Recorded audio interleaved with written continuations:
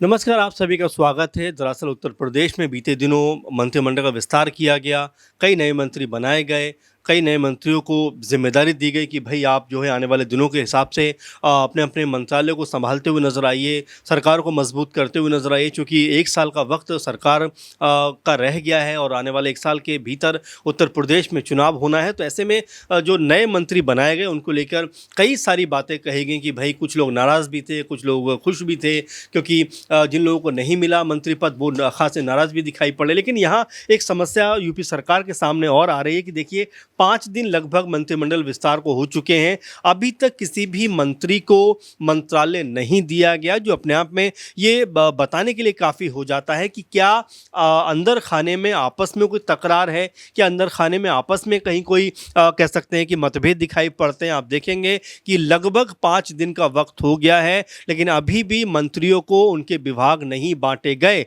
कल जब जो केंद्रीय गृह मंत्री अमित शाह के साथ में योगी जी की तस्वीर निकल कर सामने आई, तो चर्चा ये भी चली कि क्या योगी जी जो हैं वो अमित शाह जी से पूछने के बाद इस तरह के फैसले को आगे बढ़ाएँगे कि भई किसे कौन-सा मंत्रालय दिया जाए, क्योंकि 5 दिन का वक़्त बीत जाने के बाद भी अगर अभी तक तस्वीर साफ नहीं हुई है, तो कम से कम ये तो समझ में आता है कि कोई न कोई वजह ऐसी ज़रूर है या कोई न कोई ऐसी कारण है जिसकी वजह से आपस का तालमेल उतना बेहतर दिखाई नहीं पड़ता। मंत्रिमंडल की बात करें तो इसमें कुल 8 नेताओं को जगह दी गई, जिसमें 2 कैबिनेट मंत्री, 2 प्रभार मंत्री और 4 नए मंत्री शामिल किए गए।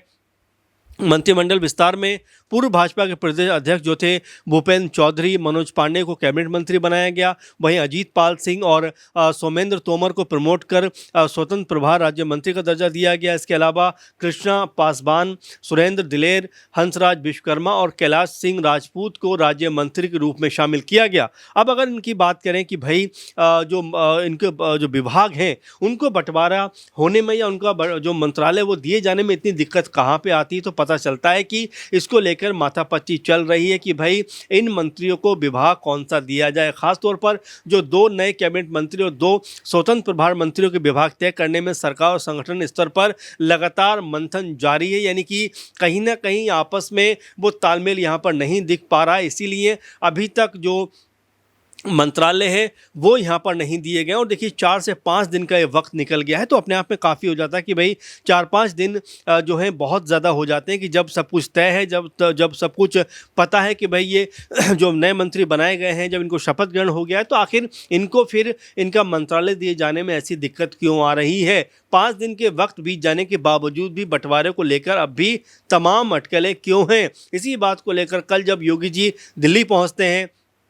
यहाँ पर केंद्रीय गृह मंत्री अमित शाह से मुलाकात होती है और ये भी कहा जाता है सूत्रों के हवाले से कि मुलाकात जो है वो विभाग बंटवारे को लेकर ही है, ताकि कोई भी नाराज़ ना हो और सबको जो वो चाहते हैं उनके हिसाब से यहाँ पर जो एक तरीके से विभाग मिलते हुए दिखाई पड़े। तो ये तमाम चीज़ें दिखाई पड़ती है जहाँ पर ये नज़र आता है कि जो यूपी सरकार है वो किसी भी लेवल पे जो है मौका नहीं छोड़ना चाहती है। हमने देखा कि जिस तरह से मंत्रिमंडल में जो विस्तार हुआ है उसमें से भी जो 4-5 चेहरे नए निकल कर सामने आए वो भी जातिगत आधार पर लेकर आए हैं। कभी उसमें आपको दलित चेहरे भी नज़र आते हैं, आपको उसमें ओबीसी चेहरे भी नज़र आते हैं और ये कहीं ना कहीं दर्शाने का प्रयास किया गया है कि भाई तमाम जो समुदाय हैं उनको हम साथ लेकर चलना चाहते हैं। लेकिन क्या वाकई में अंदर खाने में सब कुछ ठीक ठाक है? क्या वाकई में अंदर खाने में सब जो है पहले की तरह बेहतर है, या यहाँ पर आपस में जो खटास है वो दिखाई पड़ती है? हमने देखा कि इससे पहले भी जो एक ब्राह्मण समुदाय से आने वाले जो विधायक हैं वो अलग बैठकर मीटिंग करते हुए दिखाई पड़ते हैं। फिर ब्रजेश पाठक की जो उप मुख्यमंत्री उनके जो कह सकते हैं कि उनकी जो भूमिका को लेकर सवाल उठते हैं, जो पीएम मोदी से मुलाकात करते हैं। केशव प्रसाद मौर्य हमने देखा उनकी जो भाषा है वो अलग नज़र आती है। तो कुल मिला जुला कर ये देखा जा सकता है उत्तर प्रदेश में जो सरकार के अंदर काम कर रहे हैं जितने भी मंत्री और विधायक हैं, क्या उनके बीच में वो तालमेल दिखाई पड़ता है। चूँकि उत्तर प्रदेश में आने वाले 1 साल के अंदर चुनाव है, तो ऐसे में अभी से उसकी भूमिका बनती हुई दिखाई पड़ रही है। अभी से जो तमाम संगठन हैं वो अलग तरीके से अपना पक्ष मजबूत करने का प्रयास कर रहे हैं। चूँकि बीजेपी के लिए माहौल पहले की तरह उतना आसान नहीं रह गया है, क्योंकि हमने देखा 2024 के चुनाव में जिस तरह से समाजवादी पार्टी ने, अखिलेश यादव ने राहुल गांधी ने जो जीत हासिल की है, यानी कि एक तरीके से बीजेपी को 30-32 सीटों पर लेकर आकर खड़ा कर दिया और खुद सपा ने अकेले दम पर 37-38 सीटें जीतकर यह ज़रूर साबित कर दिया कि अब आसान नहीं है पहले की तरह बीजेपी को जीतना इतना ईजी नहीं होने वाला है, क्योंकि यहाँ पर तमाम जो रणनीतियाँ हैं अखिलेश यादव की और तमाम उनकी पार्टी की, वो यहाँ पर मजबूत करके ज़मीनी स्तर पर उतार रहे हैं। और जिस तरह से एक के बाद एक तमाम रणनीतियों पर बात करते हैं और पश्चिम यूपी से उन्होंने बाकायदा बिगुल भी फूंक दिया है और लोगों के बीच जाकर कहा है कि भाई हम तैयार हैं चुनाव के लिए, क्योंकि हम जानते हैं जनता की जो परेशानियां हैं उनको कैसे हल करना है। वहीं अगर हम सीएम योगी की बात करें, जो लगातार 2 बार से मुख्यमंत्री उत्तर प्रदेश के, बड़े चेहरों में शुमार किए जाने लगे बीजेपी के, और एक पक्ष तो ये भी कहता है कि वो पीएम मोदी के बाद सबसे बड़े दावेदारों में से एक है जो प्रधानमंत्री बनने के। तो आप समझ सकते हैं कि योगी आदित्यनाथ की जो भूमिका है वो कितनी बड़ी होती हुई दिखाई पड़ रही है। ऐसे में उत्तर प्रदेश के लिहाज से देखा जाए तो जिस तरह से मंत्रिमंडल का विस्तार हुआ है,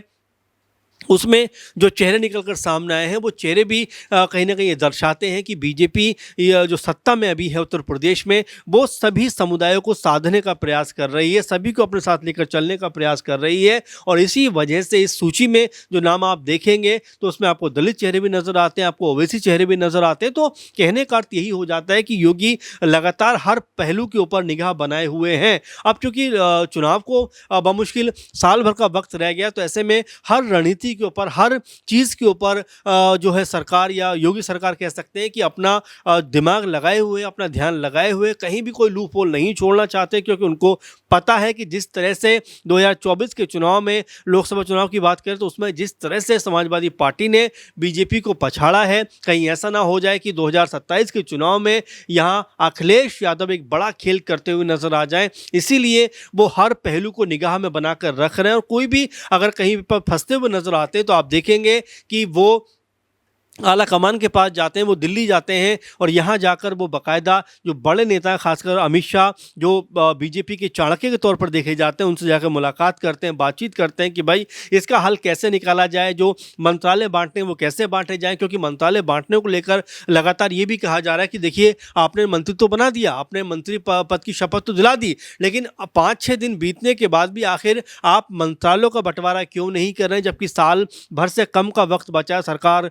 को रहने में, क्योंकि उसके बाद चुनाव हो जाएंगे। तो ये कुल मिलाकर देखा जा सकता है आखिर डिले होने का कारण क्या है, और क्या जिस तरह योगी जी और अमित शाह जी की मुलाकात हुई है, तो क्या ये मुलाकात ये बताने के लिए काफ़ी है कि जो फैसले हैं वो मिलजुल कर किए जाएंगे। उत्तर प्रदेश में जिस तरह बीजेपी की हार हुई है, उसके बाद क्या सबक लिया गया है कि भाई जो आला कमान होगा वो साथ बैठकर सारे जो फैसले हैं वो करता हुआ नजर आएगा। और कम से कम उसकी एक बानगी तो यहाँ पर नजर आती है, जहाँ पर सीएम योगी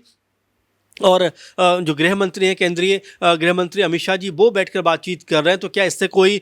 हल निकल पाएगा? क्या जो मंत्री बने हैं, क्या वो अपने मंत्रालय से खुश हो पाएंगे, और क्या आज या कल में उनको उनका मंत्रालय दिया जा सकता है? तो ये तमाम ऐसी बातें हैं जो कुल मिला जुला कर नजर आती हैं उत्तर प्रदेश के लिहाज से, क्योंकि हर कदम जो है वो आपको अब ये सोच कर रखना पड़ेगा कि आने वाले 1 साल के अंदर चुनाव है, उसकी रणनीति आपकी मजबूत होती हुई दिखाई पड़े। इसीलिए बीजेपी आनन फानन में या जल्दबाजी में कुछ भी नहीं करना चाहती। अगर उनको पदभार दिए गए हैं और उनका जो मंत्रालय है, जो विभाग है, अगर वो भी दिया जाना है, तो उसके ऊपर बाकायदा मंथन का दौर चलता हुआ दिखाई पड़ता है। और 4-5 दिन बीतने के बाद भी अगर मंत्रालय नहीं मिला है, तो शायद इसके पीछे भी रणनीति होगी कि किसको क्या मंत्रालय दिया जाए, किसको क्या मंत्रालय देकर पार्टी क्या जो है बेहतरी यहाँ पर हो सकती है, चुनावों में हम बेहतर तरीके जा सकते हैं और जातिगत जो संतुलन है वो बनाकर रख सकते हैं। तो इसके तमाम पहलू हैं, और इसी का मंथन